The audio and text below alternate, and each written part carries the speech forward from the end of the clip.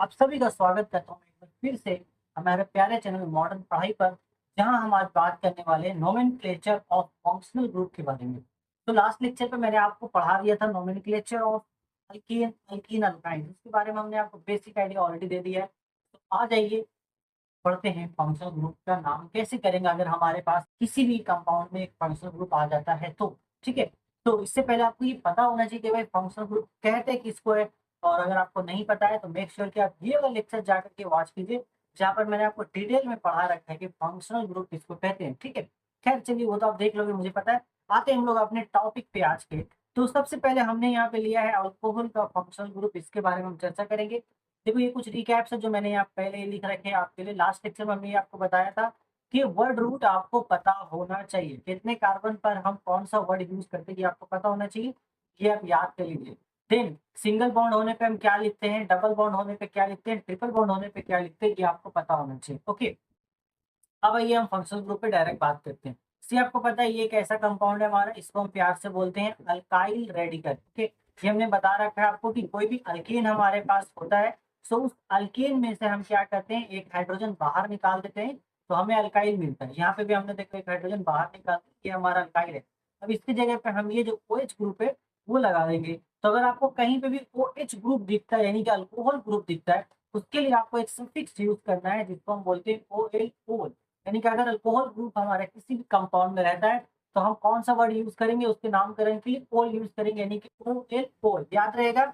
आगे चलते हैं, देखते हैं इसको कैसे नाम लिखना है। देखो ये हमारे पास कंपाउंड है, ठीक है। इसमें सबसे पहले क्या करेंगे, कार्बन फिल करते हैं। देखो ये कार्बन जो है एक नंबर कर देते हैं, 1 नंबर, 2 नंबर, 3 नंबर, ठीक है। ये हमने नंबरिंग कर दिया। ओके, 1 मिनट, ये नंबर गलत हो गया, इसे 2 नंबर करते, ठीक है। 1 2 3, 1 नंबर यहाँ से करता हूँ मैं, 1 नंबर, 2 नंबर, 3 नंबर, ये कर दिया। अब एक काम करते हैं, यहाँ से देखते हैं ये जो 1 नंबर कार्बन, इस कितने हाइड्रोजन आने चाहिए बताओ। एक बॉन्ड इसने यहाँ बनाया, एक बॉन्ड इसने यहाँ बनाया, कितना हाथ खाली है, 2 हाथ खाली है, CH2 हो गया। इस बेचारे का भी देखो दोनों हाथ भरा है तो 2 दे दो, इसका एक ही हाथ भरा है एक इधर पे, इसको 3 दे दो, ठीक है। इससे पहले कि मैं इसका नाम लिख के बताऊं, मैं नंबरिंग बता देता हूँ, ठीक है। हम यहाँ पे नंबर करते हैं कार्बन को, ठीक इस हिसाब से हमें नंबरिंग करना होता है कि जो फंक्शनल ग्रुप है उसको सबसे कम नंबर भी है, ये हमें ध्यान रखना है। इसलिए मैंने 2 तरफ से नंबरिंग किया है, एक इस तरफ से और एक इस तरफ से। तो आप डिसाइड कर सकते हो किस तरफ से हमें फंक्शनल ग्रुप को कम से कम नंबर मिल रहा है। देखो इस साइड में जो ये कार्बन है इसको 1 नंबर हमने दिया, तो यहाँ पर क्या हो रहा है, ये फंक्शनल ग्रुप इसके साथ ही है, इसी कार्बन के साथ है। तो जिस कार्बन के साथ फंक्शनल ग्रुप होगा उस कार्बन को एकदम मिनिमम नंबर मिलना चाहिए। अब अगर वो 1 पॉसिबल तो 1 करेंगे, 2 पॉसिबल 2 करेंगे, जितना भी हो कम से कम लेना है, ठीक है। अब मुझे आप बात बता दो कि इसका नाम क्या होना चाहिए।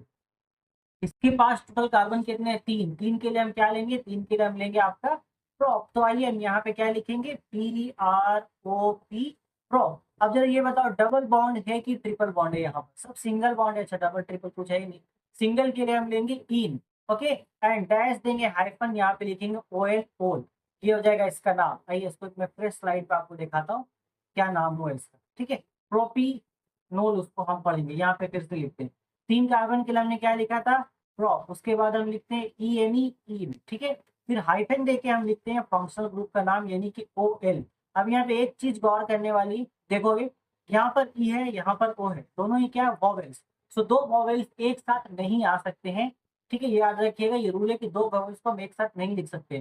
तो हम क्या करेंगे, ये जो पहला वाला E है इसको हम एलिमिनेट कर देंगे और हमारा प्रॉपर नाम इसका हो जाएगा, हम इसको ऐसा नाम लिखेंगे प्रोपानोल। ओके, क्या लिखेंगे इसको हम, propanol, PROP prop NOL propanol, ठीक है।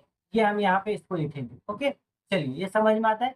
अब एक दूसरा एग्जांपल यहाँ पर हम करते हैं, ठीक है। देखो यहाँ पर हमारे पास है ये वाला कंपाउंड, अब इसका नाम हमें करना है, आइए करते हैं।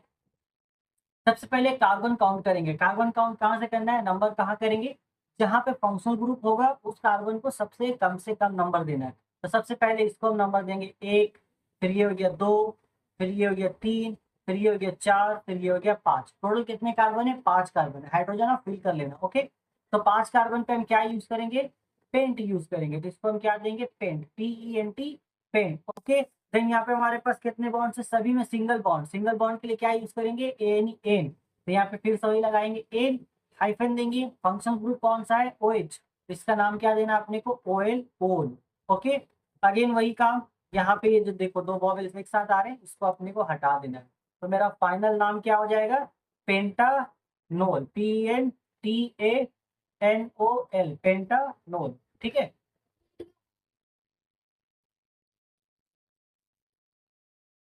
पेंटानोल। ठीक है, हो गया।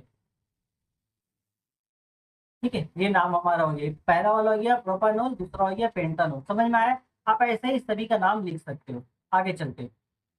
देखो सेकेंड हमारे पास जो फंक्शनल ग्रुप है वो है कार्बोक्सिलिक एसिड, ये समझते हैं।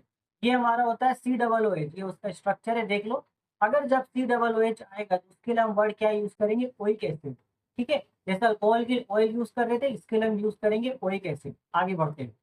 अब यहाँ पे देखो कुछ एग्जाम्पल्स हमने लिए हैं, ये पहला हमने लिया है। यहाँ पे देखो ये कंपाउंड है हमारे पास, और यहाँ पे हमारे ये है फंक्शनल ग्रुप। ठीक है, तो यहाँ पे नंबर ऑफ कार्बन काउंट करते हैं, भाई कितने नंबर ऑफ कार्बन है, तो इजिली आप आइडेंटिफाई कर सकते हो, सिर्फ एक ही कार्बन है यहाँ पर। ठीक है, तो एक कार्बन के लिए क्या लेते हैं हम लोग, मिथ।